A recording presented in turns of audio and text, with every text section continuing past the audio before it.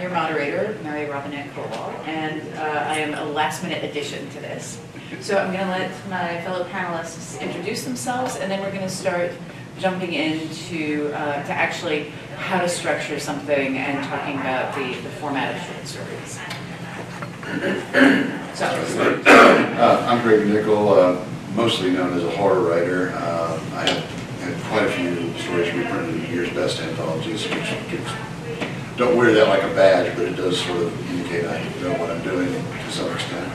I've actually taught writing classes on my own and have a lot of suggestions for how to prepare to write and to find the right direction for a short story, which I'll be happy to share.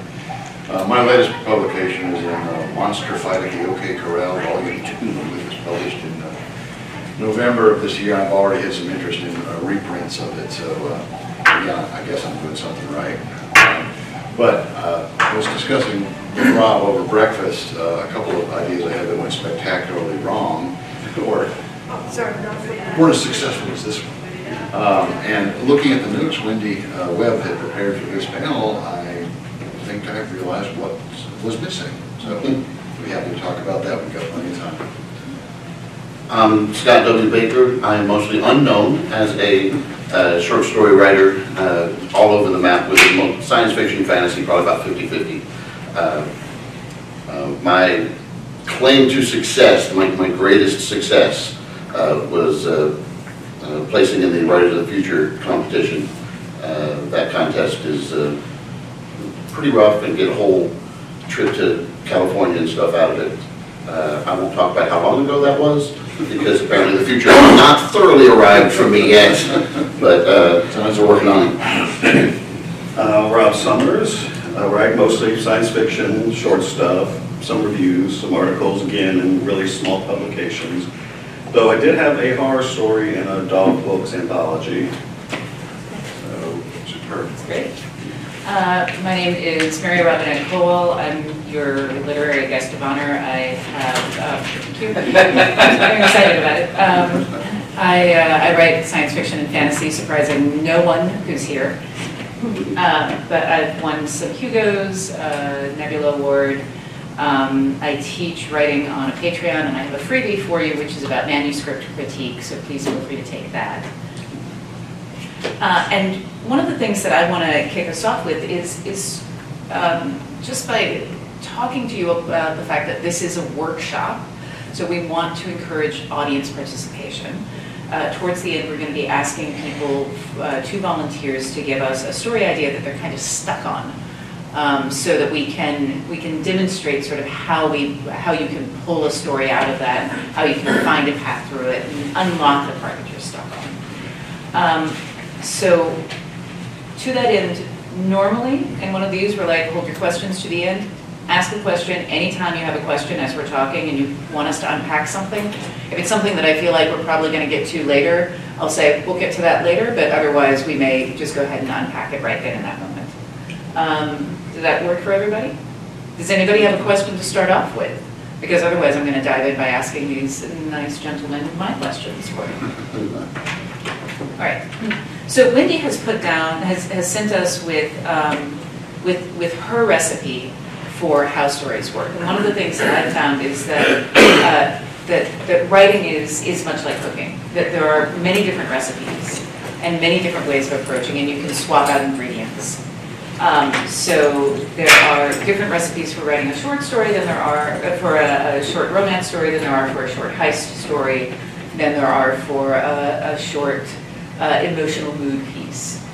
So what I'm curious about are kind of what your sort of components are, what the ingredients are that you feel like if you don't have those, you don't even know how to make a story. I'll be happy to jump in on that. You hear a lot about types. There are 3 stories. There are 2 stories. There's an author who says there are only 2 stories. The hero takes a trip, and a stranger comes to town. Well, I listen to others of that, and I go, well, what's Romeo and Juliet? With me, I go with the idea that there are 3 stories. Boy meets girl, or boy meets boy, or girl meets girl, or whatever. The Little Tailor, which is, Boy Meets Girl is obvious, that's a romance. The Little Tailor is the underdog character who triumphs against overwhelming odds. And then the third story would be the man who learned his lesson. Swing back to Romeo and Juliet. Oh, well, that's Boy Meets Girl. But wait a minute, their romance is against the society that doesn't want them to be together, so they are the little tailor, triumphing against, fighting against overwhelming odds. And then when they die, at the end, the families come together, and that's the man who learned his lesson. So my point is that you can have a story that's one of those stories, or you can certainly have combinations thereof. And the more I look back at the Bard, old William Shakespeare, the more I see brilliant combinations of all three. Whenever I've had trouble figuring out what direction to take a story, I stop and go, wait a minute, what story am I telling here? Is it the man who learned his lesson, or is it the little tailor? And I decide, and that usually points me in the direction I need to go with it. So that's my formula, if you will. That's great. I just want to draw a line under the fact that some of the inventiveness comes from how you mix and match the components. Yeah. So you said, what are the absolute minimum components to have a story? I've been doing a lot of flash fiction. Most of my writing's been flash fiction the last couple of years. And so trying to pare a story down into, as few words as possible, that's one of the things I've got to look for. What are the pieces that, this story needs, or any story needs? You need characters. Even if you don't have characters, you need something to be the character. The city can be the character in certain. I don't write stories like that, or just haven't. But you also need conflict. That's number two. And the biggest thing for me is the beginning, middle, and end. I should be able to tell this is what happens at the beginning, this is what happens in the middle, this is what happens at the end. Not just chronologically, but what's happening. There needs to be a start, there needs to be a middle, there needs to be an end. And if I'm missing one of those, in 1,000 words, or the stuff I'm doing right now is supposed to be 750 words, it's really easy to leave out the beginning or the end in those stories, and it doesn't work that way. So, character, conflict, beginning, middle, and end. Well, I guess the facetious answer is you need words. I've been thinking, listening to these guys, and they're right, of course, but I think ultimately what you need is something for the reader to care about. Why are they reading this? Why do you want people to read this story? What do they care about? And everything else is kind of details, I think. And if you write it well enough, you can break all the rules. You got to know the rules first, and you got to break them for a reason. But I remember, one of the big rules people say for a story, to be a story, is there has to be change. The main character has to grow and change. Well, many years ago, Greg and I were in a writers group together, and I still have vivid memories of submitting a story to the group, and this guy, Gary Hayes, loved him to death, but he and I really butted heads because my main character ended up in the same place he was at the beginning of the story. But that was the whole point, because that was his choice not to grow. And I'm like, no, it's a story. Gary's like, no, it's not a story. No, it is a story. We were going back and forth as to whether or not it was actually a story. Now, I never sold it, so maybe he was right. No one ever paid me for it, so maybe I need to rethink that. I'm going to absolutely back you on that, because if you look at Sherlock Holmes, Holmes undergoes no changes. Poirot undergoes no changes. Agatha Christie, none of her main characters undergo a change.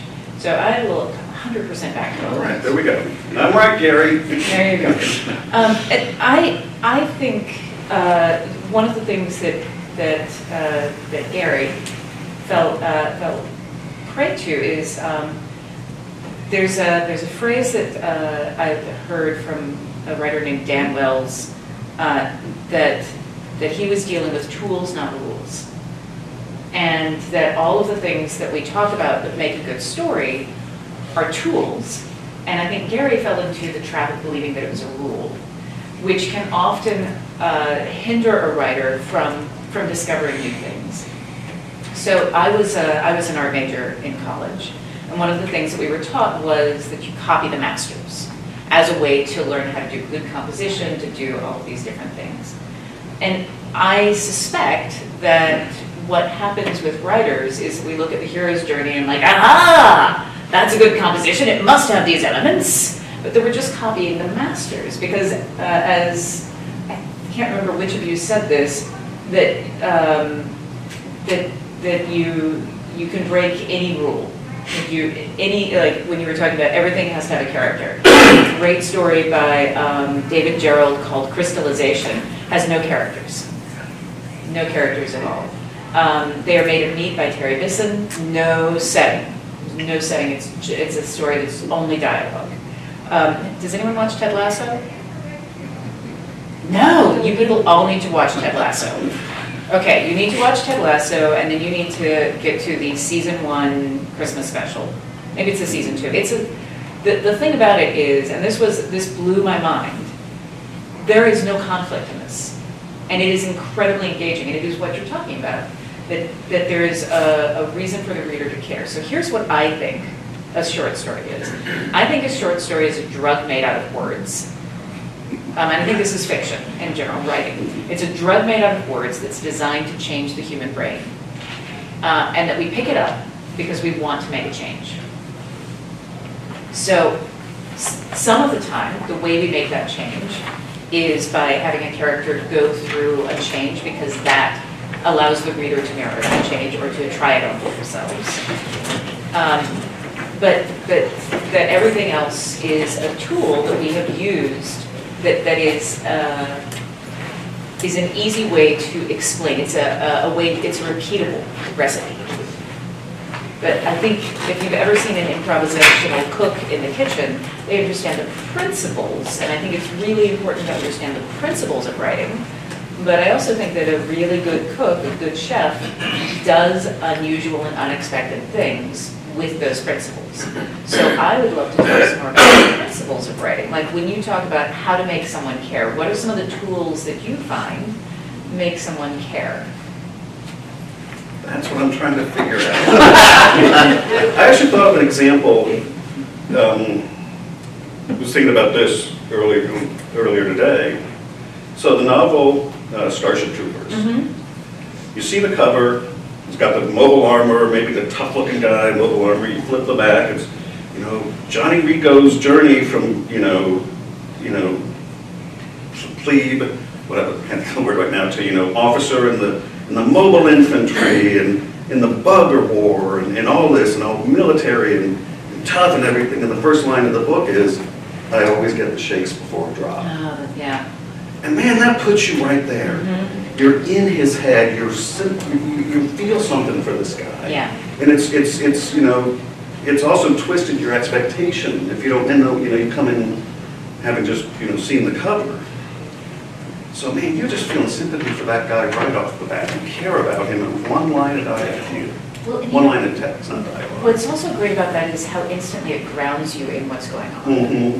which was something that Heinlein was extremely good at. You look like you had something. Oh, no, I'm just fascinated to hear this. Greg always has something to say.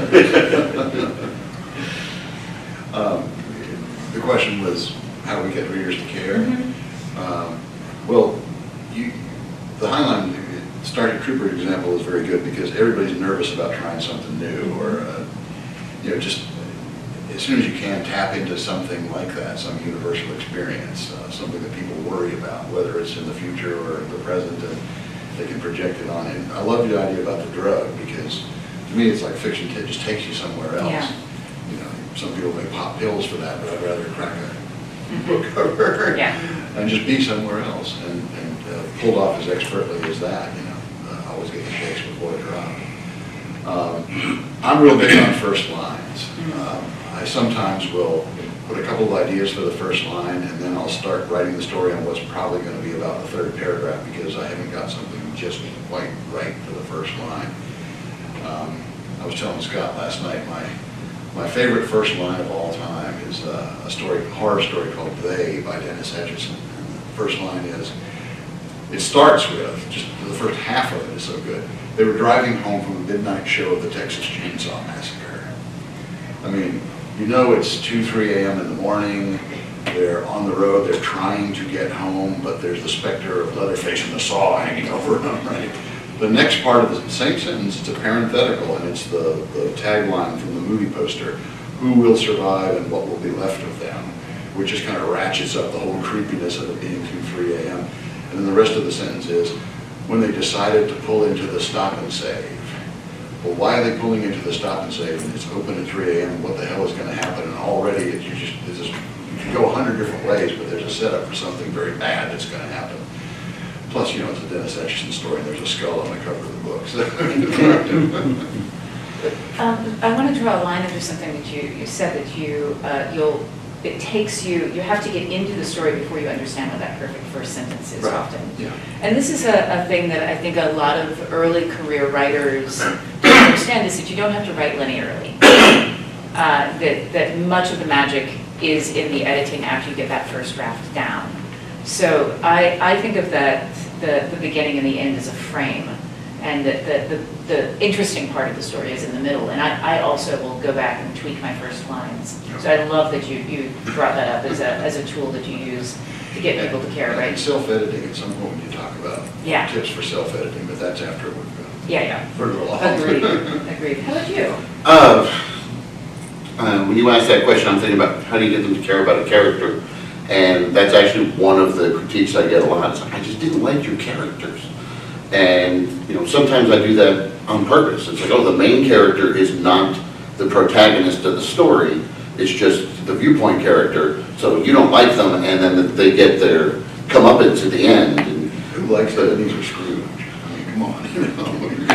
He goes through his growth, though. You like him more and more, yeah. So some of the things, I'm not going to do this justice, and I'm pretty sure I got this from writing excuses, but talking about characters, you know, they can be nice, or they can be competent, or I'm missing one, aren't I? Isn't there a third one? That's a Brandon thing. Okay. Nice, competent, funny? Maybe that's it. Maybe. That sounds reasonable. Yeah. So, and they don't have to be nice, but they better be really competent or really funny, or something like both. Tyrion Lannister is very funny and way more competent than he lets on, but he's not nice. You like him because he's funny. Sherlock Holmes isn't nice, but he's super competent. But then there's plenty of stories where it's just that the person's nice, but they're way over their head. Yeah. Harry Potter comes to mind. He starts out at least not very competent. By the end, they keep saying how great a wizard he is. He hasn't done anything. It's like his friends got him through the first book. What's going on? And his mom saved him. But so yeah, and that's what I look at when somebody says I don't like your characters. I go try to figure out which one of those things I'm trying to rely on and try to dial it up. Often with the unlikable, viewpoint character, I try to dial up the competence and the funny. Yeah. Because I don't want to make them nice. That ruins the whole point of the story. So. You don't want Walter White to be all sunshine and rainbow. Right. Yeah. For me, I try to give the reader a question. So if you think about the beginning of Christmas Carol, the first line is, Marley was dead to begin with. You got to do it like Patrick Stewart. Marley was dead. Marley was dead as a doornail. Yes. Yeah. I mean, that's a great opening. It is a fantastic opening line. But Marley is not the main character, but it raises a question immediately for the reader. And like, who's Marley? Why is it important for us to know that he is dead? What is going on? And it creates this sense of anticipation. So one of the things that I've been thinking about a lot in terms of how to manipulate this drug is this idea of conflict. And I think that it's less conflict and more tension. And that conflict is the easiest form of tension to teach. But anticipation is a form of tension. Like if you're watching a horror movie, you know that the person is good when they go down, they open the door to go down to the basement because there's a noise down there, you know something is going to jump out at them. You know that. There's no, but it's the anticipation of exactly when it's going to jump out, exactly what's going to go down. It's the anticipation of knowing the bad thing is coming. So I find that if I set up a question, that is something that I can use to make the reader care and to pull them in. I think it was Alfred Hitchcock that said, two people sitting at a restaurant eating dinner is boring. If you show the bomb under the table, you're full of tension. Mm-hmm. Yeah. I've heard an extension of that where he was talking about the difference between suspense and surprise. Yes. That if two people are sitting at the table and a bomb goes off, you're surprised. But that if you see the bomb under the table, that you're like, "Run, stop having breakfast and leave the house." So I do want to share what Wendy sent along because I feel bad that she couldn't be here, and I actually meant to do this when I was asking about the elements. So for Wendy believes that for a story to be a story, whether it's in any form, including screen or teleplay, that these components need to be in place. Character, location, which is time and place, theme, a component with which the writer may be unaware, and plot. So I want to move us on to what we think we mean by the word plot. Well, right, literally what happens. Okay. And returning to my three stories, deciding which of the three stories or which combination thereof or variant. We mentioned Sherlock Holmes, I popped in with James Bond. Sherlock Holmes and James Bond is the little tailor, but it's the big tailor. It's a variation. It's just against a bigger problem. Yeah. But what's the story about? Even though it may be about character, that's usually not the first answer. Oh, it's about this guy who blah, blah, blah, and gets caught up here, who loses such and such or whatever. And you're already into plot. I think plot is like the easiest way to describe, in most cases, the easiest way to describe a story or a movie scene or whatever. What happens? And in terms of writing it, like I said, that's what I focus on first. I don't usually come up with a character first. It's the situation. Then I figure out what character would be best for it. Which of the three stories I'm telling here. I understand. As we go, I actually want to add on an additional question for the two of you, which is based on something that you just said, which is where you start when you start coming up with your story. So when you're thinking about plot, do you think in terms of these are beats that I need to have? What do you think plot is? And then when you sit down to write, where do you start? Do you start from plot? Do you start from character? Do you start from a gee whiz idea?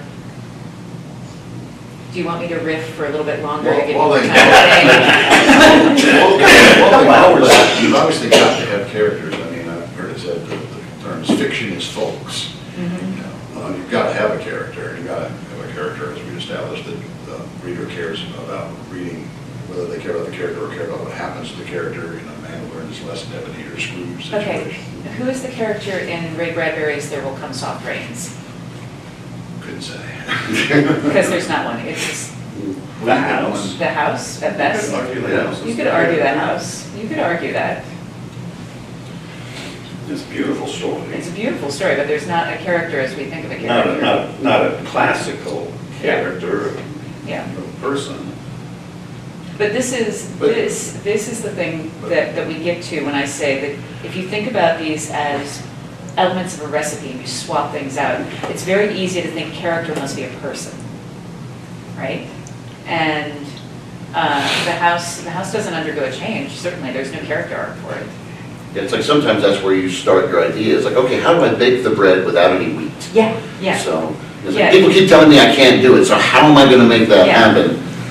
Exactly. I've got a friend coming who's gluten-free. What do I do? Right. When I teach my week-long writing class, I do one lesson on point of view, Mm-hmm. and I have a scenario, and I have everybody write the scenario from the point of view of one of the characters. The scenario is a grandfather and his grandson and their dog walking down the road and seeing a car turned upside down in the ditch. And everybody writes it from the boy or the grandfather, and some clever people will do the dog, and then I read mine, and mine's from the point of view of the car. And Yeah. that's the case Yeah. where it's not a human character, and Yeah. the car is outrageous, the dog lifts its leg and sprays one of the wheels, you know? Nice. So yeah, you could certainly, I've certainly done ones that don't have human character. Yeah. I want to get your takes on the, I feel like I've been giving you enough time to think now. Okay, yeah, so we'll start with, where do I start with my ideas? And, you know, you get little ideas here and there. It's like when people say, where do you get your ideas? It's like, how do you stop getting ideas? For my Writers of the Future story, I had 2 different ideas I was trying to come up with a story for, and it was, a futuristic society. I was thinking about Amazon women as warriors. And I'm like, well, what would a future society where the women are warriors look like? Why would that happen? And then the second thing I was trying to think about, how do I wrap a domestic conflict and a more classic conflict? How do I wrap those 2 together in a story? And eventually I realized, hey, I can put those together in the same story, and I had somewhere to go. I had a character who was going to be a warrior woman. She was going to have a conflict with her family. It ended up being with her, mostly with her son, but also with the society. And just it kind of ran from there. And it still took a while to braid it all together. But that's where the idea came from. And it wasn't a story until I put the right ingredients together to start bubbling. More alchemy than cooking at that point. As for what is plot, most of the time I think it's the events of the story, and including your motivating factors. Why, what is happening and why is it happening? Those things are what I kind of boil it down to. So when you start to write, where do you begin? Usually sitting at my desk. Yeah. That would be a lie. I never write sitting at my desk. I saw you last night. Well, that wasn't my desk. That was the desk here. Hotel desk, gotcha.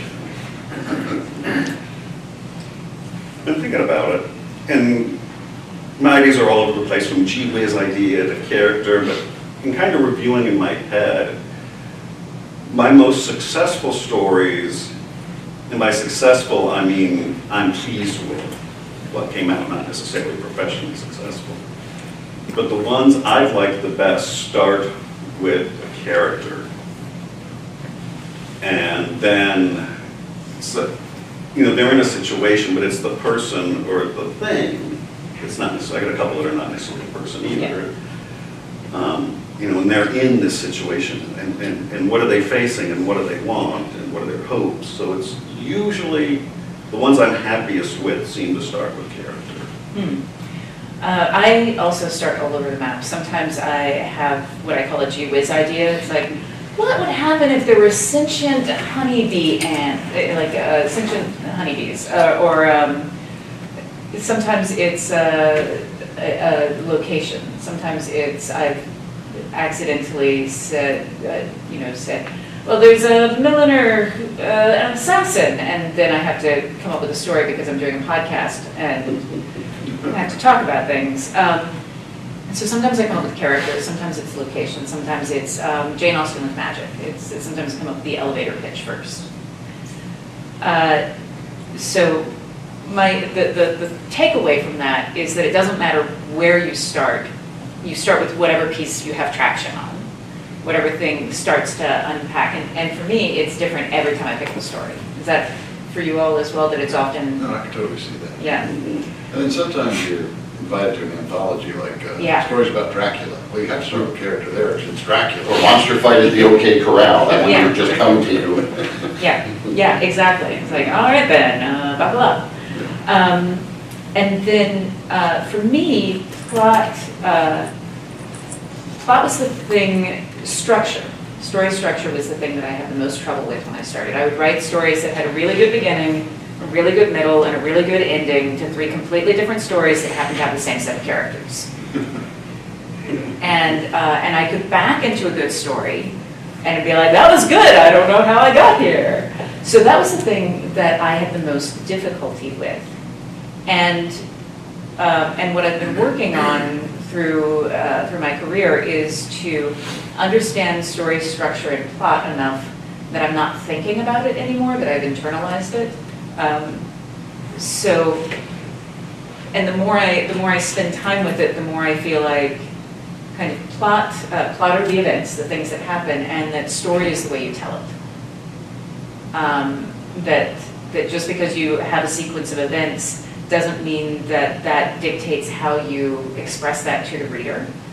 And that the story structure itself has more flexibility than I thought it did when I started writing, because it was so new to me. I felt like I had to be very rigid in how I approached it, because I was like, I don't know which piece holds up the story, so I have to do it this way. So I'm going to share a trick. Talking about plot, I've heard that books have 3 acts. A lot of books are 3 acts. 3-act structure, yeah. Yeah. As far as structure on the short stories, is that similar? Not so much, I mean, you don't have as much room, but So you can have a 3-act structure in a book. You can also have books that don't have a 3-act structure, the same with short stories. It works the same way. So also coming out of theater, the 3-act metaphor breaks for me, because I look at it and like, you have 3 acts because you need to move scenery and sell concessions. But the scene structure and the act structure in short fiction also works in much the same way. So there's something called the recency primacy effect. And this means that we notice the first thing when you enter a room and the last thing. So first impression, last impression. And those are the things that stick with you most, and everything in the middle kind of falls away. So, so one of the things that you can do, and this is what the act structure does, is that you can use a break to trigger the recency of part of the effect, and then set up a new primacy. So let me use an example actually straight out of theater. I went to go see, with Patrick Stewart, I went to go see Macbeth, with Patrick Stewart. He's unsurprisingly brilliant. And there's this scene in it, which is affectionately known as the Banquo ghost scene, and it's very hard to stage, because what happens in the scene is that they are at a banquet, and Banquo, who Macbeth has murdered, shows up. His ghost arrives and freaks Macbeth out. And the question is, do you stage it with an actor wandering around the stage as Banquo's ghost, or do you stage it without a visible ghost? Or do you use some sort of special effect? So we arrived at this scene, and the set, picture in your head, World War I field hospital. There's white tile, there's metal operating tables. This is where they're eating. There's a massive freight elevator upstage left. And the freight elevator comes down, the walls begin seeping blood. No one notices anything except Macbeth, who is Patrick Stewart, so again, brilliant, please.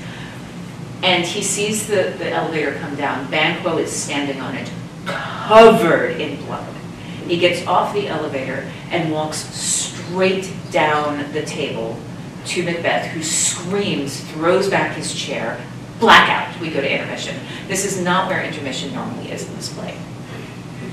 So the only thing anyone can talk about when they go to intermission is Banquo's ghost, Banquo's ghost. Oh my God, Banquo's ghost. And the reaction, that's the only thing. So they have drawn this hard line under that. They've used the recency. It's the most recent thing we've seen. We come back in, and they begin the scene again from the top, which is, again, not the way the play is normally staged. So they're triggering the primacy effect. It's the first thing we notice. The scene has begun again. And as they're doing that, the elevator comes down. It is completely empty. The walls do not seep blood. Everybody acts exactly the same way, including Patrick Stewart, who sees Banquo get off the elevator and walk down to him. We are all supplying that for them. And then carries on. Now, this is not to say that you need to show the same scene multiple times. What this shows you is what the act structure does. So when you use it in fiction, what that does is that break allows you to draw a really big line under this is important. Pay attention to this. And it sets you up for what comes next. So that thing that happens when we leave is not just, oh my God, that's freaking crazy, but also this is the problem. And when we come back in, it's like, okay, now we're going to deal with the problem. So that's, for me, what the act structure does. It allows you to have big breaks. How about everybody else? Sorry, I did not mean to talk that long. I'm supposed to be The question was about the 3-act structure. It certainly is helpful in plotting out what's going to happen, but in a short story, not necessary. I think short story can be so brief, like Scott's little 750-word examples, that there's certainly not time for 3 acts in it. But in a longer piece, I've for quite a while, my idea of a short story was 7,000 to between 7,000 and 8,000 words. Now I'm mostly market driven, more like 4,000 to 5,000. Nobody wants the longer stories anymore, unless it's a full novel. I do find that the 3 acts work. But with the scene breaks, I'll do the little pound sign scene breaks. I can have as many of those just to change the locale or to jump forward in time. It's not necessarily to a different act. So use it if it's useful, ignore it if it's not. Did either of you want to talk about Tools, not rules. Tools, not rules. I think Greg covered it for me. You had something earlier that you wanted to, and I asked you to hold for a second. Oh, sure, no, it was just a comment about the not having a character in the story. I didn't read the one you were referencing, but could it be that the reader might see themselves as a character if there isn't an obvious character? That's an interesting question. I think that that's an interesting question. A certain type of story. Sometimes, where yeah. You could put yourself into it, yeah, I can see Yeah. that. But it doesn't work for the house story. No. I think that the reader as a character is actually a big component of what drives a mystery reader, trying to figure out the mystery, trying to put the clues together. That is often a driver. But everybody should. If you've got homework, you need to go read "There Will Be Soft Rains" by Ray Bradbury. It's in the Martian Chronicles. Yes, is it in Martian Chronicles? Yeah. Okay. Second to last or third from last. Oh, right, after the apocalypse. Yes, Yeah. yes. The first story, the first piece of fiction I ever got paid money for, in a small magazine that's long gone, I wrote it in second person. So you go into the bar. Yeah. You do this. That's you do tricky. that. And it was a shorter piece too. Yeah. I don't think that would work, in a much longer limit. Yeah. It was, It but become ties. Yes, I did get an editor to pay me money and publish the story, so I did something right. I mean, second person worked for Nora Jemison with Fifth Season. Have you read Fifth Season? No, I haven't read a lot of Jemison. Oh my God. Okay, also homework assignment. You need to read Fifth Season by Nora Jemison, but make sure it is at a time when you can appear to be emotionally gutted, and also that you do not have any other work to do. Oh, that's all the time, right? Yes, You've got work to do. Yeah. Just pick it up on a weekend, prepare to be emotionally gutted. It is audacious, and it will teach you so much about this idea of, all the rules that I thought I knew were very wrong. So one of the things that I wanted a tool that I wanted to mention, because I find it incredibly helpful. It was one of the things that started to unlock plot for me, the decision making of what goes into the story. And I'm gonna explain this, but I will tell you the question I'm gonna ask at the end of it to give you time to think about it. I think that one of the hardest things about a short story is deciding what to leave out and what to include. So I'm gonna ask, self-editing. So I'm gonna ask you how you decide, because the story can go so many different ways, how you decide what goes in it. And we've touched on that a little bit, but one of the tools that I use is something called the MICE quotient. It's an acronym: Milieu, Inquiry, character and event. Milieu is a fancy word for place, but Heis is not a word, so. So milieu stories are driven by place. They begin when you enter the story. When you enter a place, they end when you exit it.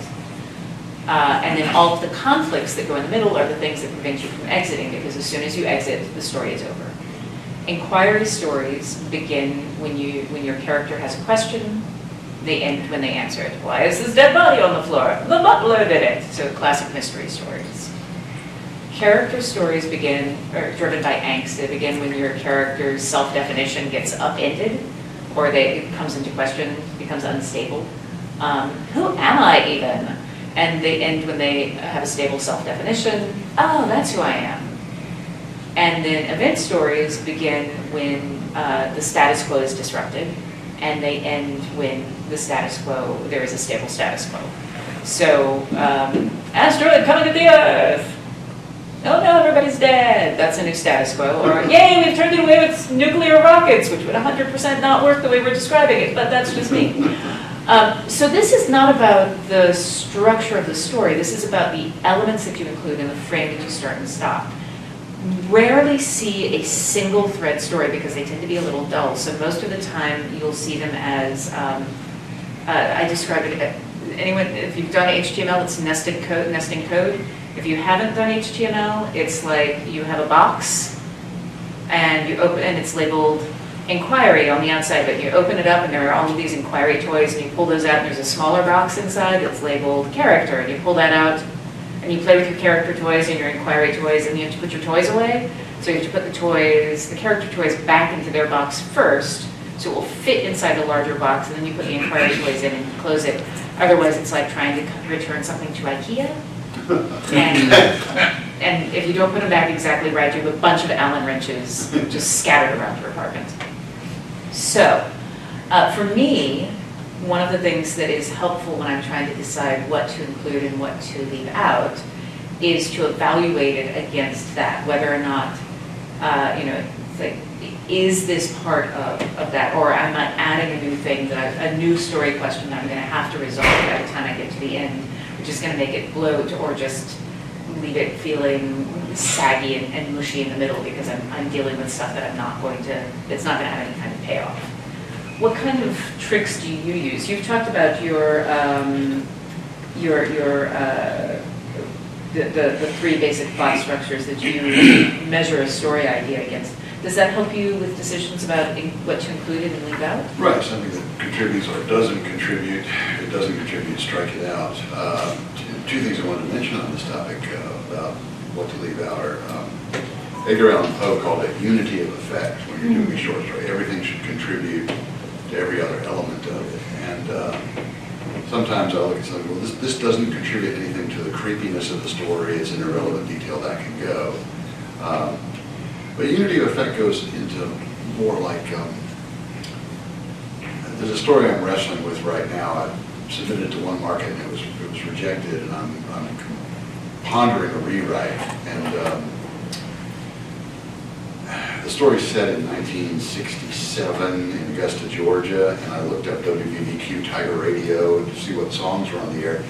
And I've been working real hard on getting songs where I can say it's playing on the radio, where the title alone adds something, like the who will survive and what will be left of them,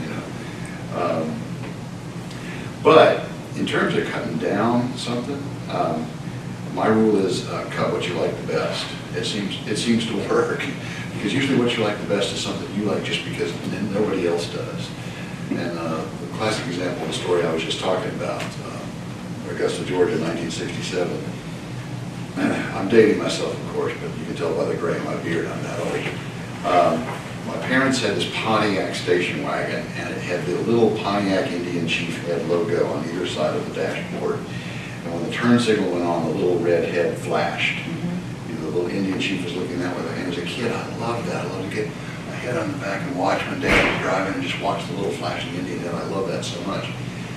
And the story involves a severed head, so I thought it was a great detail to include for unity of effect.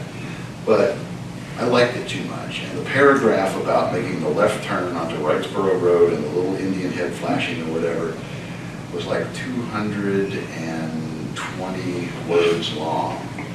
And I let my wife read the story, and she goes, I don't understand what's going on with this dashboard here. So I started reworking it and fiddling with it or whatever. And finally I got to where I thought it was just right. Finished the story. I think the word limit was 1,700 was the upper limit that market would take. And I was 219 words over. It was like a sign. Because it was the, plus or minus one word, it was the length of that paragraph. I took it out completely and read the story, and it worked perfectly fine without it. So like, what I liked the best, what I fretted over the most, in the end, I just junked it.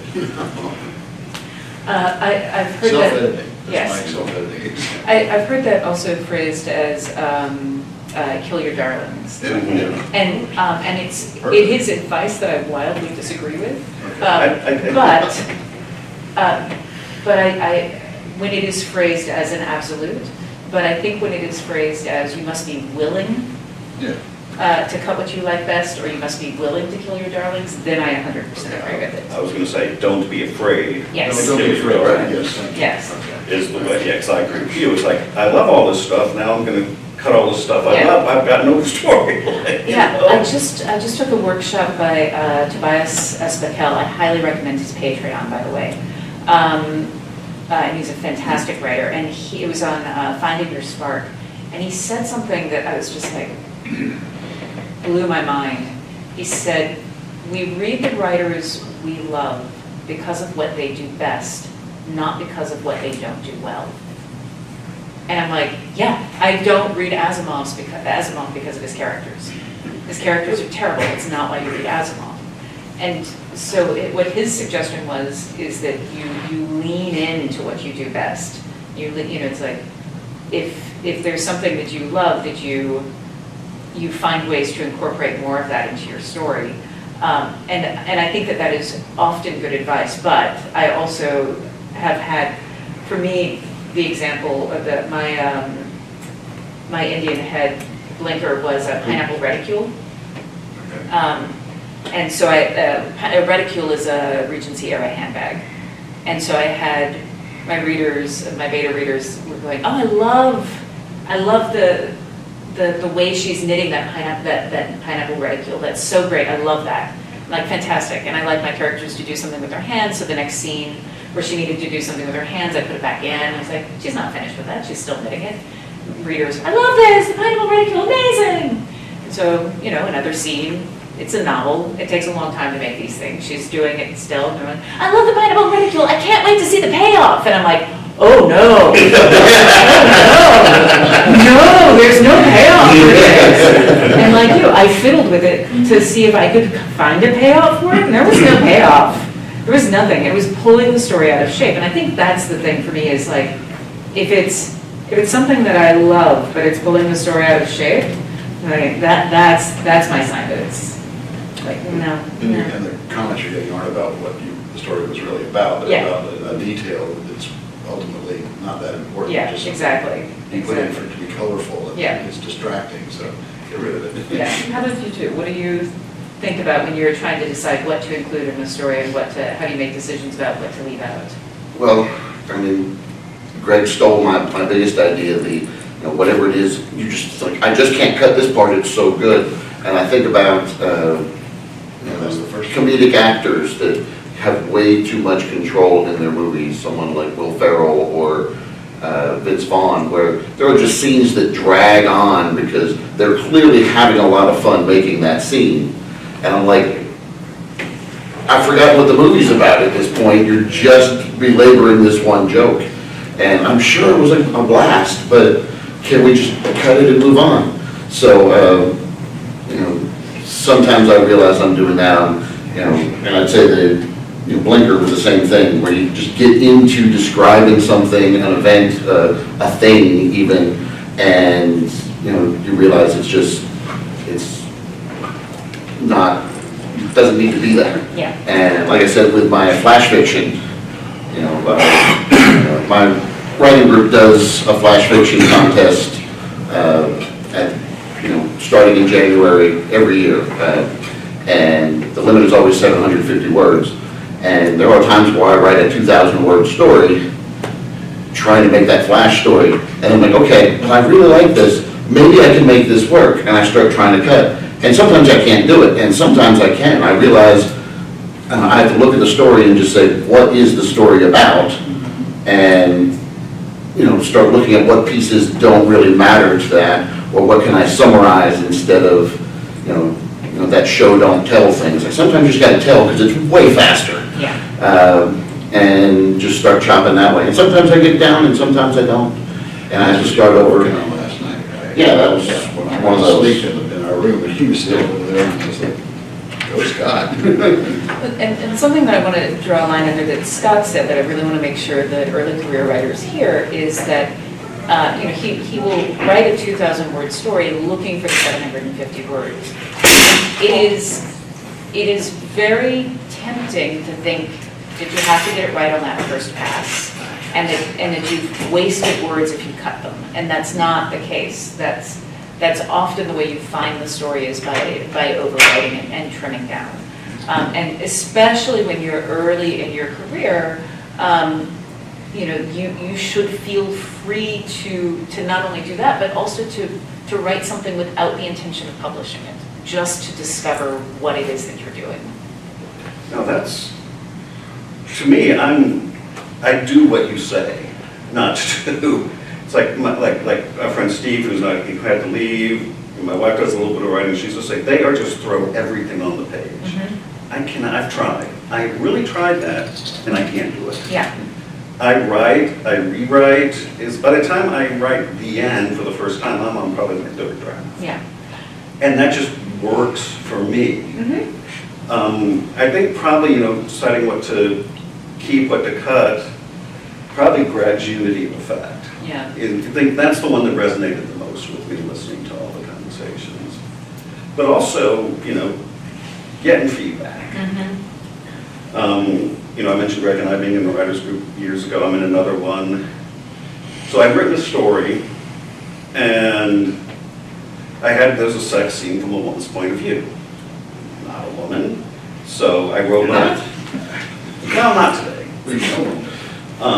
So I reached out to an old girlfriend and said, okay, I'm not hitting on you. What's sex like for you? Try to get a woman's point of view for it. And I wrote, and she said some things that, that's really cool, that's neat, and so I'm going to put that in. Ran it through the writers group. The stuff I really thought was neat, that literally words directly copied from a woman. They're like, this is purple. This is the worst purple prose I've ever read. So it's like, and everybody said it. Not just because if one person in a writers group says one thing and one person says another, you pick what you want. Every single person in the group said, this is terrible, cut it. So, of course, I liked it, but it's gone. Yeah. Yeah, it's so hard sometimes without beta readers and feedback. So what I would love to do, because this is a 2-hour thing, and I believe in attending to needs of biology, I'd love for us to take a short break. I'm going to let you ask that question because it's probably going to be related to what we're talking about. And what you were just talking about. yes, so go ahead and ask that question, and then we'll. I was going to see if any of you use Elmore Leonard's rule number 10, try to leave out the part that readers tend to skip, because I like that one and I use that one. Yeah, I use the Henson model of always leave them wanting more. My wife and I joke. I've read the entire Aubrey Maturin series, The Master and Commander. Mm-hmm. Yeah. And my wife, we make a joke because she tried reading a little bit and she's like, this ship, they're talking about the ship. They're talking ship dialogue. So for her, that's our shorthand now, ship. Yeah. Because that's the stuff. Now, fans. Repeat. Yeah. Fans of the series love the ship stuff, and I love the ship stuff. But for my wife, she's done. Yeah. Well, somebody ever put down Moby Dick and you go, I get it, the whale is white. Yeah. Or Steve was telling me the same thing with Gone with the Wind. Oh, they're talking about dresses. Where's the next bit of dialogue?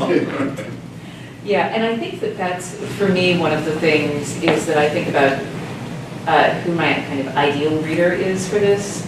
And when we come back, we'll talk some about how to approach editing, and we'll ask for those story ideas for demonstration purposes.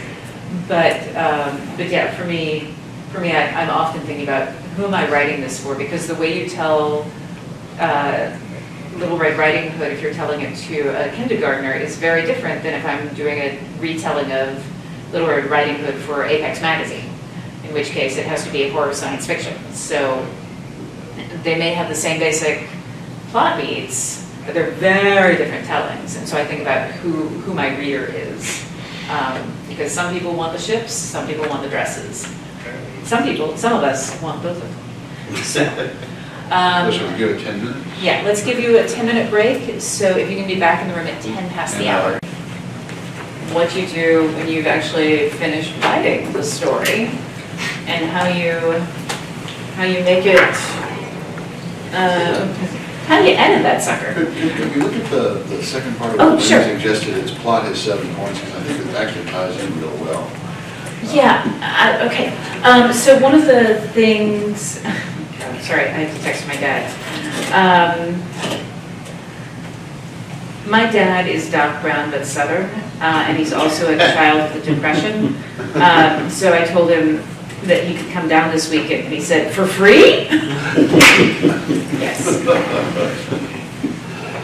That does sound really good. I put this on Do Not Disturb. So plot has 7 points. So Wendy sent over her information. Do you want to read it? Greg? Yeah, Wendy, believe this panel was her idea Yeah. originally, and she recruited the rest of us, and then she got COVID and couldn't make it, and then, of course, Steve Ansek, who was the other anchor, had a personal emergency, and Mary has graciously filled in. But Wendy had forwarded an email with the 7 plot points. We talked about for a story to be a story, it must have character, location, theme, plot. But plot is 7 points, and Wendy's notes say hook. You know, like, okay, so what is it that draws you in? What's the hook? The problem, the backfill, which is like how we got to this situation where we're having this problem. The complication, why it is a problem, why we can't just do it and overcome it. And then number 5, action occurs which leads to a reaction. This is a trying to overcome it. Number 6 is dark moment, meaning like it looks like we're not going to be able to resolve it. And then 7 is resolution. So from the top, 1, the hook. Number 2, the problem. Number 3, the backfill. Number 4, the complication. Number 5, the action occurs, leading to a reaction, the hero trying to overcome it. Number 6, the dark moment, and number 7, the resolution. I've never seen it broken down that way before. Yeah. What's your Backfill immediate reaction? specifically is not. What's your immediate reaction to that, Mary? I mean, remembering rules, not tools. So- Tools, not rules. Tools, not rules. I think that this is the thing that I like about this is that it breaks it down into ways that that are easily replicable. So if you're trying to figure out a story, this gives you some beats that you can look for. But where I take issue with it is she also says if you're missing any of the 7 plot points, you don't have a story, and I don't agree with that. Yeah. Absolutes. Yeah, but I do think like this is an interesting breakdown. I don't think it has to be in that sequence. You know, you can. Oh, that's an interesting observation. Yeah, definitely. I like that. And to me, this looks very much like a reframing of the monomyth, the dark night of the soul, that dark moment. And it is, so let me talk about mechanically what's happening, because I believe in understanding the principles. So this is what I think is going on with this. So hook and problem give you a reason to care. Hook is the thing that grounds you, and when a reader starts a story, mechanically you've dropped them into a room where they don't have any information and they're trying to figure stuff out. And so they will, again, using puppetry as a metaphor, How many people have seen Miss Piggy bat her eyes at Kermit the Frog? Okay, yeah. Piggy does not have working eyes. You have not seen Piggy bat her eyes at Kermit the Frog. You have filled that in, you have created that. So the story takes place between the reader and the writer. And when you start that story, the reader's brain is going to be filling stuff in based on their experience, and we rely on that. You know, he opened the door. We rely on the fact that you know what a door is, and we don't have to describe. He put his hand on a knob on a panel of wood. We rely on that. So the hook, part of what's happening in the hook, is that we are giving you enough things that you start to invest yourself into the story, and that you are investing yourself in the story that we want you to be in. So if we give you a hook that has nothing to do with the rest of the story, you might be like, well, hello, and then you're like, aha, I see the pool of red liquid on the ground, obviously, and there's a knife, obviously, this is a murder mystery, and then you see the can of Kool-Aid, and you're like, or someone dropped a thing. So, you know, that hook is part of giving you an in and keeping you reading. The problem is a reason to care. And that problem can be a problem the character is facing, a problem society is facing. It can be a question. But there's some reason to care, and that is what pulls the reader in. But if you start reading stories that are from non-Western cultures, you'll see that the idea of problem takes a different shape than it often does for us. But it's still this, why am I here? Why am I investing myself? Backfill, sometimes you do need to give backfill, but that's also part of establishing context.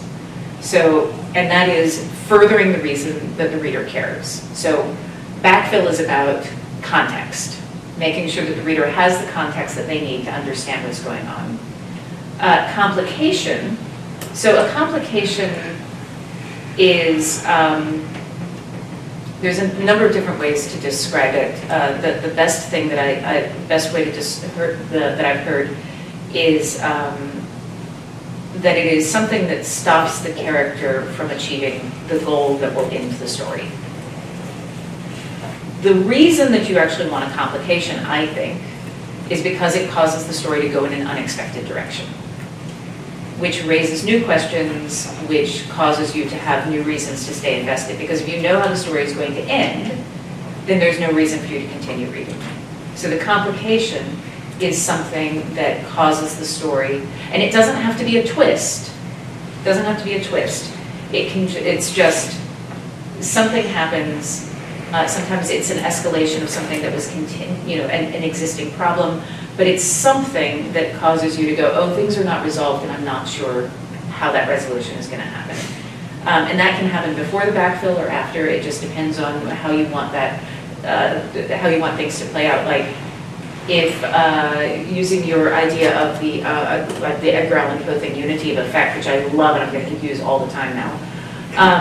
If a character falls out of the 13th story window, and I know that this character is a superhero, but I don't want the reader to know that yet.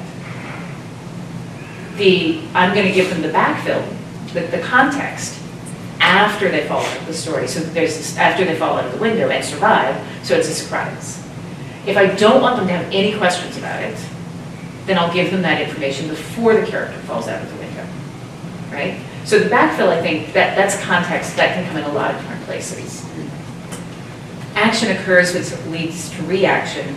In theater, we would say acting is reacting. And it's basically that we like cause and effect. We respond well to it. So what you're looking for is the action occurs, which leads to reaction. You're just looking for a logical causal chain. That everything that's happening in the story is connected, but it doesn't necessarily have to be. I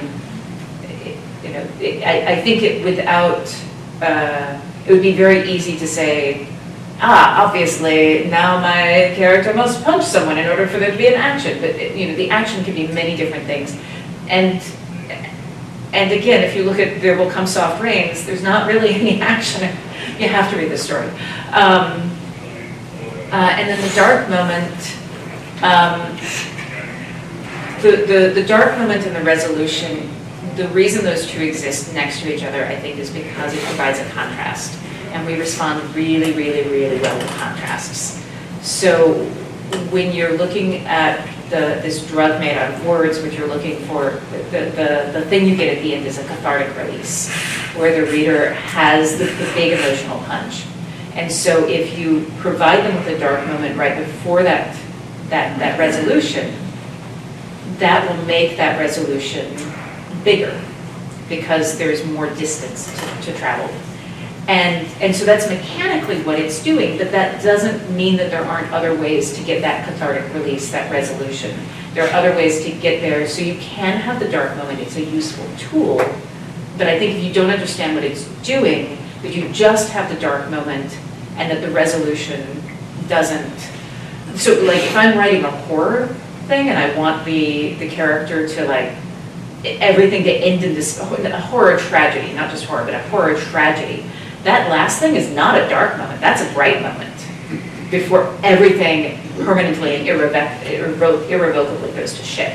So I think there is not, if you think of it more as the contrast and what it's doing, if you understand what each of these ingredients are doing, you can mix and match them in ways that are very interesting. And I think it's a good formula, but I just am always I don't think it's the only formula. Will be the refrain that you hear me come back to a moment after time and time again. What kind of horror tragedy, though? Remember when we were talking this morning over breakfast, Rob, about the stories that end with something bad happens to good people, and then it just keeps happening, and then it gets worse. That's a horror tragedy. What would you describe? Do we have an opposite term for a story like here, where the good guys triumph over the monsters at the end? Is there a horror? I mean, classically it would be horror comedy, but that's not. Yeah. Nothing funny about this. Yeah, horror HEA. Yeah, horror triumph. Horror happy ending. I think too, the action that provokes a reaction. It's also that the protagonist is going to take action, to advance his cause. The antagonist is going to react to that. He's not going to make it easy. Oh, you want to rescue the princess? Go right ahead. I'm sorry I kidnapped her. No, the hero is going to take an action. The antagonist is going to take a reaction. I'm going to block you from rescuing the princess. So that's an element of action and reaction too. Well, and also,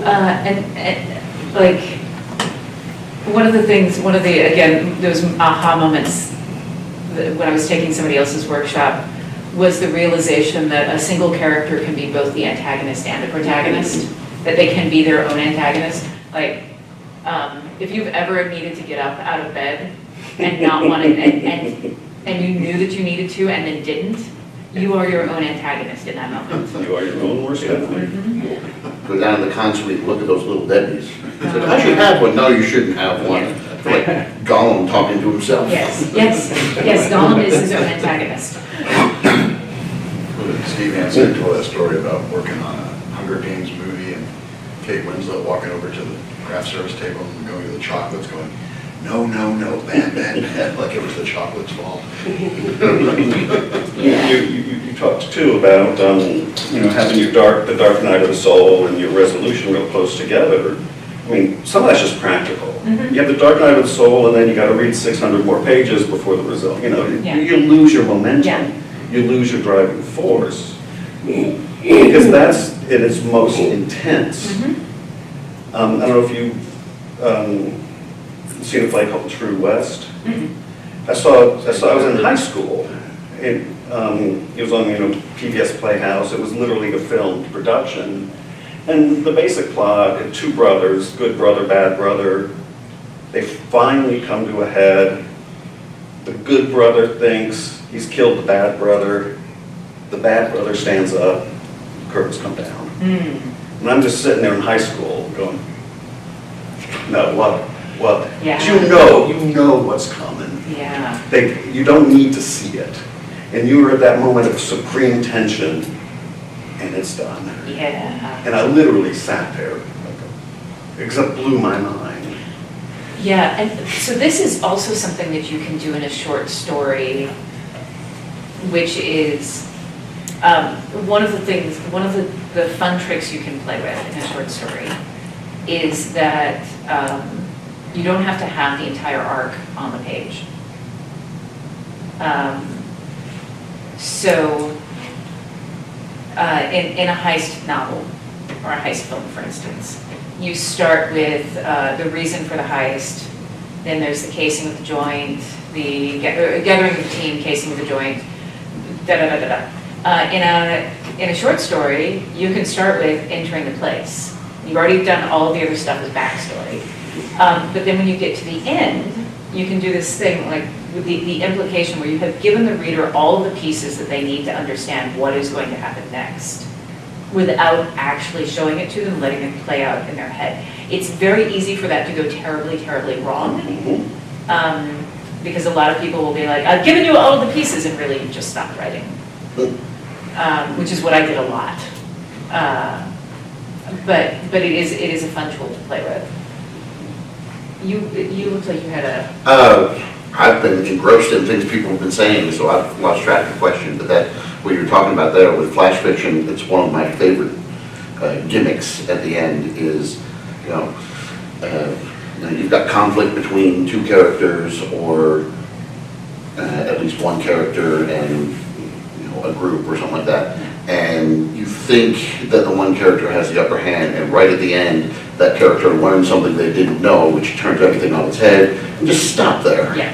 It's like, oh, yeah, you had this all wrong. In a similar vein, about not having to show the whole arc, show the emotional journey. I mean, Hemingway called it the iceberg theory. That 7/8 of your story is underwater, and the reader, you never put it on the page. Yeah. Oh, yeah, tons of notes here. I wish our audience member here, the list of songs from 1967 for that story I was doing. I have a file for each short story, and the smallest part is the actual final text of the short story. There's all kinds of notes. Yeah, that's why it's an iceberg that goes real deep. Yeah. So we got into that because we were talking about the plot structure that Wendy sent around. Right. And so I gave my extremely long answer to that.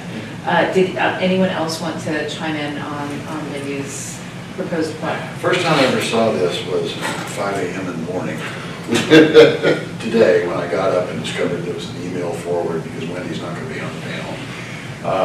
I mulled it over, and I was telling Rob about this over breakfast. I have a short story that I think I can solve by applying this. Now, I agree with you that this is tools, not rules, and I can see a couple of rules that I definitely would violate here, but I have a horror tragedy story. Real briefly, it sprung from the idea of what if there was some sort of vortex that was archaeologists unearthed that would make whatever people wished for instantly become true and always have been true, like their past would be completely different. It would be like a sudden change. It would be just like, oh, we accept things the way they are now. Okay, so it's a little more complicated than this, but just to make it simple, I'd give my right arm for a margarita right now, or whatever, and then suddenly the character doesn't have a right arm, and everybody just accepts it because he's always not had a right arm. Yeah. But this is a family on vacation, and one of the kids has found Grandpa's old Polaroid camera, and he took a picture of the group, and he was going to show it, and then the wind caught it, and it kind of blew away. On their way up to where this vortex is, that somebody at the hotel told him about, had just been unearthed, and you really got to see it before you go back to America. They're in Egypt. So the family gets there, and they're walking around, and somebody makes the foolish wish that instantly becomes true and is retroactively true. They get back into their van, which now is set up for handicapped equipment where it wasn't before, and they're driving down the road, and the storm comes up again, and the Polaroid picture is fluttering through the air, and it slaps against the windscreen of the car, and there's an image of the way things were before the wish screwed everything up and changed the backstory. I thought that was a really good idea for a story. Well, a lot of editors don't think so. But I realize now there's no conflict. The character isn't trying to, what we need to do at this point, I was thinking, Rob and I came up with the idea, or maybe it was me just bouncing it off of you, maybe it was you bouncing it off of me, no, the character needs to turn the van around and go back and wish to put it back, and then obviously that kind of, is going to make it worse, and then there's our real tragedy right there, but the character needs to kind of fight back. So this was helpful to me, because it gave me a way to maybe literally and figuratively turn the story around and put some confidence, so the character is fighting against this impossible, immovable fate. I like it. Not across the board, like you say, you had reservations. I certainly had reservations about 2 or 3 elements in that, but I think I can actually use this to make it work, so thank you, Wendy. I love that. Anytime you find a tool where you're like, oh, that's useful. I feel like, because like when you talk to pharmacists about how medicine works and doctors, a lot of them are like, I don't actually know. We just know that it does, but we don't actually know why. And we think it works like this because it adjusts the humors because your yellow humor, and later that turns out to be complete bullshit, the humors are not a thing. But I feel like much of it is the same thing. It's like we think we know why stories work. But a lot of it is us just coming up with useful metaphors to tell a story to ourselves about how the story works. And I'm like, if it works for us, it's fantastic. And I have also had a story where I'm like, oh yeah, now I can see we're adding that, thinking about the dark moment or the contrast moment. I'm like, yeah, where is that in that story? It's easy to think about it with a high story. Where does it happen other places? Yeah, I think it's an interesting tool to think about. I liked that you kind of called the backfill the context. Because I do like, reading a story, particularly longer, getting an idea of what the world is like and what the world would be like without the main character in it, or without the villain, setting the bomb on top of the Eiffel Tower. So I like the context. Yeah. It's interesting to me, and it builds the world. Yeah. One of the other, yes. So doubling back to the discussion on the dark night of the soul, and I've seen that in many stories at that time when things seem the darkest, sometimes things are softened slightly with humor. Do you have any tips or techniques for making that feel organic and natural instead of stilted and kind of, or have you ever used that yourself in your stories, and any advice you would give? I use it in real life. Yeah, I was going to say, yeah. I have a pretty dark sense of humor, and life sometimes ends in tragedies, and sometimes you joke about it. Honestly, practice.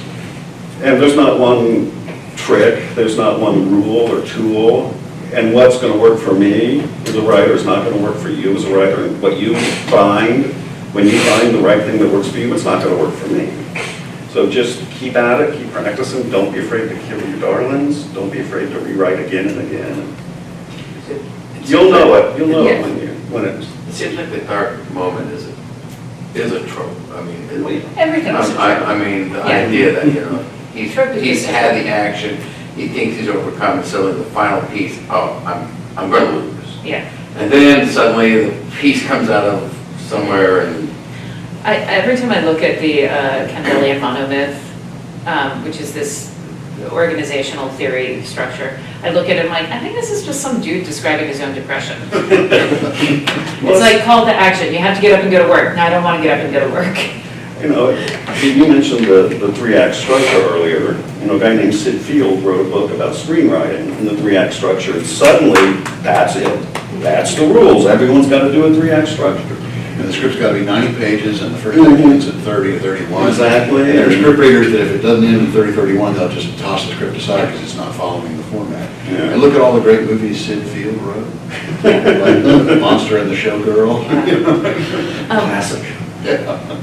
But if you'd like a tool, you asked for a tool to make it feel organic. So there's what I call, you can audition some things. So there's an idea called the area of intention. And the area of intention means like, why is this on the page? There's two areas of intention for everything that's on the page. There's the authorial area of intention, and then there's the character area of intention. The authorial area of intention is like, why do you have this? So you understand that you have it there because you want to release tension. You know, that's why the humor is there. That you want to cause a small tension release to allow people to reset so that they can have a bigger problem. You know, right? So that's your authorial area of intention. Well, the character has a different reason. That's not the character's reason. And so a lot of times the reason it feels forced and stilted is if you're only thinking about the author reason. So if you think about who the character is and what their relationship is to the other people, why are they cracking a joke right then? And so to use, again, theater terms, what is their motivation? Are they cracking a joke because they're nervous? Are they cracking a joke because they want to reassure someone else? Are they cracking a joke because they feel like there's a lot of tension and they don't want that much tension in the room? Are they cracking a joke because they're trying to show off? So if you think about what their area of intention is, and it doesn't have to be a conscious one for them, but if you think about that, that's going to help you shape the kind of joke that they tell, and will also shape how the other people react to it. So if they're telling the joke to someone that they know really well and they've got shared context with, that's probably going to be a joke that makes the other person laugh. And then the other piece that can make it feel organic is giving them, the action and reaction that Wendy mentioned, is giving them a reaction to having told the joke. How do they feel after having told it? And so that's going to give you a segue in and a segue back out from that joke that makes it feel connected to the rest of the scene and mask your authorial intention by making it appear to be all about the character intention. Does that make sense? It does, thank you. Once you get to the two audience members, the volunteers Yes. at this point, I think Wendy's said choose two volunteers from the audience who want to share a story idea they have, but one they are stuck on trying to go forward. Is there anybody in the crowd today who will admit to having I have. Yeah, 80% of my story ideas are this. But I shared an example about one that it wasn't I was stuck on it. It just I knew something was missing, and the story wasn't being accepted for publication. I think I've got something helpful from Wendy's suggestions I can use.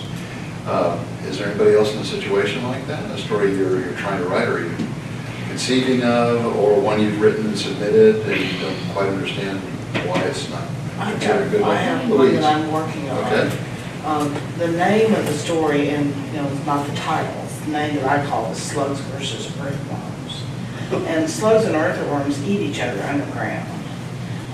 And what I wanted to write, because I'm very passionately interested in the Israeli-Hamas war, was a definitive study of the Israeli-Hamas war, but do it in a way that no one could recognize it. So I picked slugs, earthworms, and ants are all the characters that suit this thing. But I can't bring myself to continue writing it because the war hasn't ended, and then there's new characters that have come into the war that create huge problems. And I'm just wondering, do I just go ahead and write the crazy story on the face and don't worry about my original intent? Or do I wait? Because somebody asked me, what did you do with that story? I said, well, I'm waiting for the war to end. She said, you might be waiting quite some time. Maybe you should just go ahead and finish it. Would there be anything wrong with resolving the story the way you would like to see the real conflict? Yeah, or even a way you wouldn't like it and make it a cautionary tale. Right. If it's a cautionary tale, why are you disguising it so deeply? Why do you want it? You said nobody would recognize. Well, I think some of it is just pure cowardice, because you take a side in that, there's somebody's gonna hate you for it. It doesn't matter which side you take and how reasonable you think you're gonna be, you're in trouble. But I just felt like a war that was like a deep-seated war that has been gone on really prior to 1948, if we're realistic about it. Is something that needs to be written about, but I wanted to deeply disguise it, because it might be my own cowardice. And when I started writing it, I actually didn't talk about October 7th, I talked about something entirely different, so. Well, I think that what you're doing is you're taking advantage of one of the core beautiful things about science fiction and fantasy, is that it allows us to take a step back from an issue.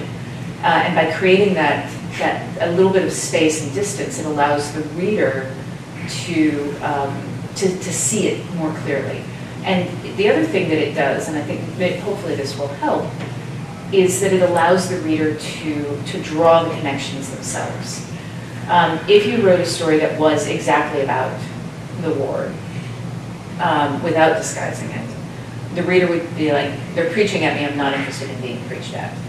But by cloaking it, the reader can be like, oh, I'm reading about this, what's going on in the world, and this is making me think about these slugs and earthworms. You know, the thing that I was thinking about, you know, and they can draw those parallels themselves, which will make it a stronger part of the change in their own brain. You know, make it a stronger acting drug, I think. But having said that, one of the things that I bet you're running into is what Greg was starting to get at, is that you're trying to adhere too closely to the reality. You're trying to make it definitive, and definitive things do not leave space for the reader.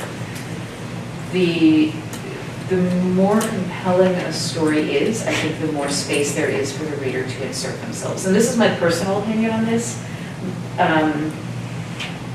But I was, Elizabeth Bear, again, brilliant writer, said, like, this casual conversation you're having in a con suite party, and someone just drops a piece of wisdom, and it was one of those where she said that the difference between a polemic and a story is that a story asks questions and a polemic answers them.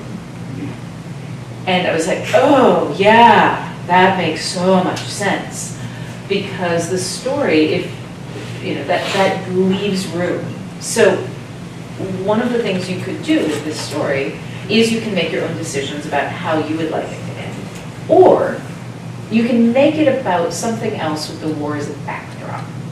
So you're not giving us answers about the war, but you're focusing on another part of it, and the war is the thing that is shaping the way the characters have to move through the world as the characters are dealing with something else. Does that make sense? Yeah, I think it does. And I've actually thought about trying to write a story that doesn't have a final end. Mm-hmm. And that you could see that it could have a sequel or something, and just end it at a place that's comfortable, that you've got some resolution, but it's also very clear that this continuing fight is not going to stop. Right. Earthworms and slugs are never going to stop eating each other. Mm-hmm. So using my mice quotient, let me use that as a way to focus, if that's okay. So the war then, you've been talking about how long it's been going on, there's no end in sight. The state of war then becomes a status quo for the characters. That is something that they are just living with. Like people who are living in an apocalypse, post-apocalyptic world, that is their status quo. For us, that would be an end state. That would be, you know, but a post-apocalypse is taking place in that end state. That's their status quo. So then that gives you three other avenues that the story can be about. The story could be about someone trying to navigate through a space that they have to, you know, like if you layered Red Riding Hood on top of this, if you took a slug and one of the slugs was Little Red Riding Hood and an earthworm was the big bad wolf, and the slug had to get to Grandma's house, navigating through the war, that gives you this very clear story arc, right? Or it could be a mystery. There's some, yes, there's a war going on, but there was a murder that's not part of the war, and we have to figure out who the murderer was. Or someone stole rations.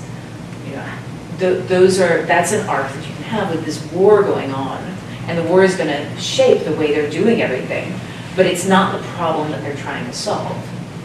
And so what you're looking at with the mice quotient is by deciding what your character is trying to solve, that helps you hone in on what the conflicts are. Maybe the character is like, this war is going on, but really what I want to be is I want to be a slug ballerina, which is obviously a thing. Because they totally go on point with their single, slug have a foot, don't they? Or is that just snails? Anyway. No, they're actually the same creature, they just evolved different. Just don't have the shell. So they do have a foot, yeah. So you can totally have a slug ballerina that can go on point. Wants to stand on its, anyway, point B.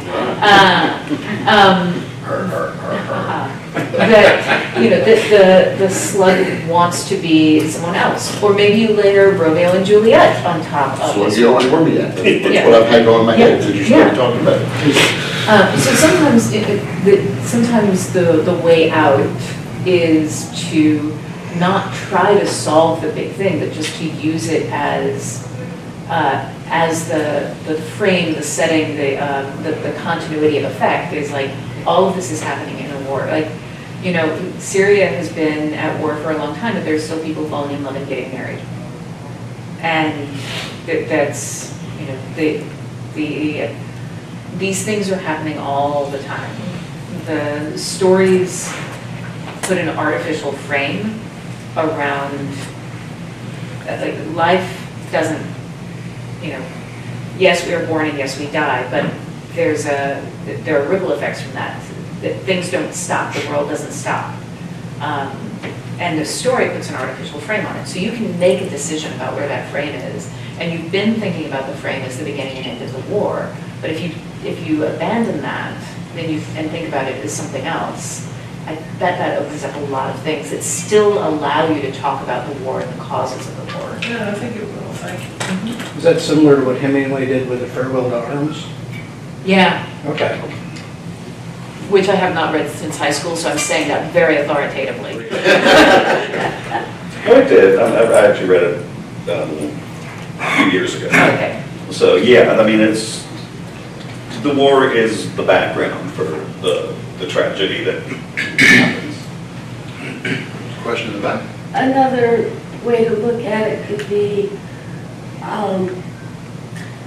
either like 1984, I'm sorry, Animal Farm, which was a cautionary tale, and doesn't have, it has its own conflicts, but they explained the true nature of the characters involved. Or you can think about it as during World War II, Hollywood produced so many movies about the war. They were all heroic and inspirational. That's another thing you could do with that, with your story. Yeah. I love your slugs and Animal Farm is actually a good example. I reread that just a few months ago. But when I first read it, when I was 10, 11 maybe, it was about animals taking over a farm. Okay, a little fantasy story about that. A few years later, it's like, oh, I get the things. And then you reread it, so it's obviously an allegory of, the Russian Revolution, the communist takeover. But you can read it again also as, not as a specific conflict, but as a, parable of how power corrupts. Not, unrelated to the Russian Revolution, which this was obviously, very obviously, once you're no longer 10 years old. You didn't know all about the Russian Revolution when you were 10 years old? I did not. I mean, I was a sheltered child. So that's actually a really good example. Thank you. Yeah. So we're gonna get one more? I think we're like, We got Do we end right at we end 5 minutes before or right at the hour? I'm not sure. we're supposed to We end usually 10 push- minutes before, yeah. actually. but- 10 before, so we should go. Two over. Nobody can even find this room. Fair enough, fair enough. But I have Doesn't a, have any label that I could find with It says it on the wall, but it's At the, and it's at the very This is end. the wisdom Past of the planet tree. from oh, within. yeah. Yeah. on the other hand, I have another thing at noon, so I Yeah, probably so should. do we. Oh, well, that makes sense, yeah. Yeah. So, thank you all. Why don't I ask my panelists to give you a quick closing thought on any part of the discussion we want to share, hopefully something slightly hopeful, and then where they can find you next. So related to your story about the cook in the kitchen and improvising and mixing and matching ingredients, my wife was sewing something really complicated sewing project. And she's measuring it and trying to get it right. She's getting really frustrated because it's not lining up right and all this. And finally, her mom, who was visiting, said, "You're good at this, just wing it." And it's like freed her mind. And she's like, "Oh God, you're right. Look, it's beautiful." Yeah. So, there's writers out there that would be just wing it, don't fret the rules too much, or the Yeah. rules too much, yeah. Yeah, it's trust, I mean, I agree, trust your own taste. You spent your entire life honing it as a reader. You know what makes a good story. It just, the tools are, the mechanics of it are still new to you. My best advice that I keep giving myself is that there are plenty of stories out there that I've read that don't work for me. But they work for somebody and they paid the money. And so if my story isn't working for somebody, it doesn't mean it's not going to work for anybody. If I feel like it works, there's probably things I can do to it to change it, to make it fit, other things. But there may very well be a market out there for it. And if not that one, then maybe for the next one. And if it works for you, that's one person it's worked for. You really just need to find one more, and that's your editor. I had something I was going to share, and I just managed to wipe it clear, Scott. I would say probably the most, doubling back on something I've mentioned before, Edgar Allan Poe and Unity of Effect. It came to me. A short story is more like a poem than a novel.